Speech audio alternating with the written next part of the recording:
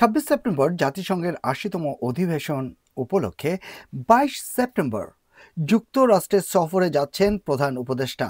এতে যোগ দিচ্ছেন বাংলাদেশের ৩ রাজনৈতিক দল বিএনপি, জামাত ও এনসিপি। বৃহস্পতিবার রাজধানী তেজগাঁওয়ে প্রধান উপদেষ্টার কার্যালয়ে উপদেষ্টা পরিষদের বৈঠক অনুষ্ঠিত হয়। সভা শেষে প্রেস সচিব ফরেন সার্ভিস একাডেমিতে সাংবাদিকদের ব্রিফিং করেন। প্রেস সচিব বলেন, আমরা আশাবাদী যে ঐক্যমত্য কমিশনের সাথে রাজনৈতিক দলগুলোর আলোচনার মাধ্যমেই সবকিছুর সমাধান হবে।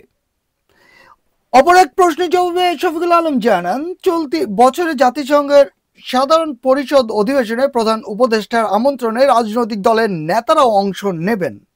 কিন্তু প্রশ্ন হচ্ছে, নেতারা কেন যাচ্ছেন এখানে? তিনি স্পষ্ট করেন, এই সফর বাংলাদেশের নির্বাচন কেন্দ্রিক কোনো মধ্যস্থতা বা আলোচনার জন্য নয়। যেটা আমি বলতে চাচ্ছিলাম যে এটা কি মধ্যস্থতার কোনো বিষয় কিনা, কারণ ৩ দলের নেতৃবৃন্দই যাচ্ছেন এই সফরে প্রধান উপদেষ্টার সাথে জাতিসংঘের এই অধিবেশনে যোগ দিতে। তবে এখানে কি নির্বাচন কেন্দ্রিক কোনো মধ্যস্থতা বা আলোচনার জন্য যাচ্ছেন? বরং এটা আসলে অনেকের মধ্যেই প্রশ্ন জেগেছে। তো শফিকুল আলম এটাকে খোলাসা করে বলেছেন যে গুরুত্বপূর্ণ আন্তর্জাতিক অনুষ্ঠানে অংশগ্রহণের উদ্দেশ্যে আসলে যাওয়া, এবং এর বাইরে কিছু নয়, কোনো মধ্যস্থতা নয়। তবে তিনি বলেন, তারা সরকারের অংশীদার হিসেবে এ ধরনের বৈশ্বিক প্ল্যাটফর্মে অংশ নিচ্ছেন।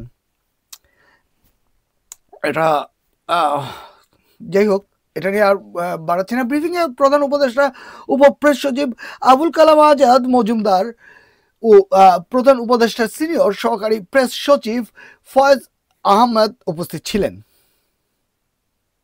মোহাম্মদ মাসুদ জামান, হৃদয় বাংলাদেশ অনলাইন।